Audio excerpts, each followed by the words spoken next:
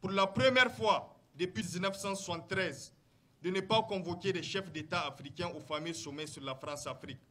La nouvelle stratégie de la France réside dans la récupération des acteurs de la société civile, des jeunes, des artistes et intellectuels qui sont considérés comme étant des voix audibles et des acteurs émergents dans la dynamique d'éveil et de réveil des consciences pour une Afrique libre et indépendante, débarrassée de toute forme du joug colonial. Pendant que le vent du changement souffle un peu partout en Afrique, porté par les dirigeants courageux et une jeunesse mobilisée pour la cause panafricaine, les autorités du Niger ont préféré jouer au larbinisme et à la réaction de ce mouvement de libération régionale. Qu'ils comprennent que les temps ont changé, que la jeunesse nigérienne est résolument engagée et qu'elle est déterminée à recouvrir la plénitude de la souveraineté de leur pays.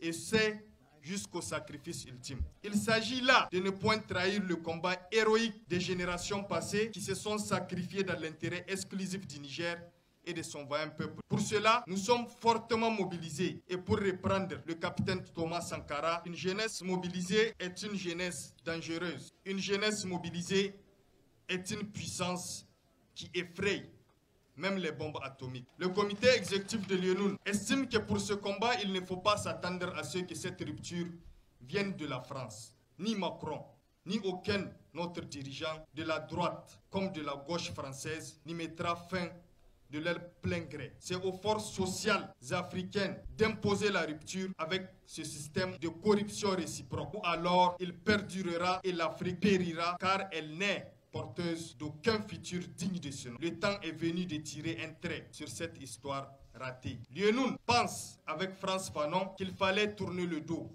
à cette Europe, celle qui n'en finit de parler de l'homme tout en le massacrant partout où elle le rencontre. À tous les coins de ses propres rues, à tous les coins du monde, cette Europe qui jamais ne cesse de parler de l'homme, ajoutait-il, nous savons aujourd'hui de quelle souffrance l'humanité a payé chacune de ses victoire de son esprit.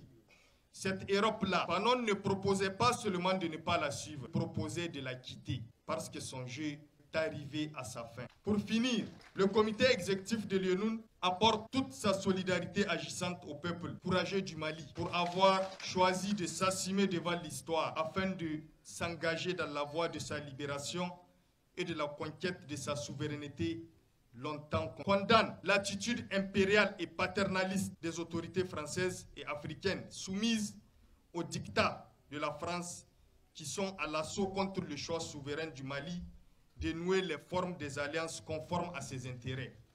Condamne et rejette le redéploiement du dispositif militaire de Barkhane du Mali au Niger, tel que décidé lors de la conférence de presse du président nigérien et français à l'Élysée, et exige le départ des bases militaires françaises du Niger.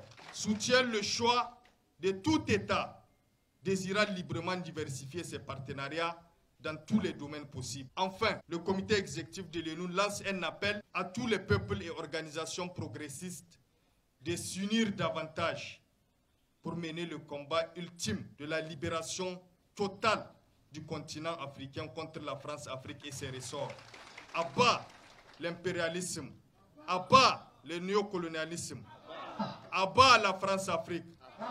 Vive l'Afrique libre et indépendante. Vive le panafricanisme. Vive le Niger. Vive l'ISN. Vive l'ONU. Tous unis, nous vaincrons. La lutte continue.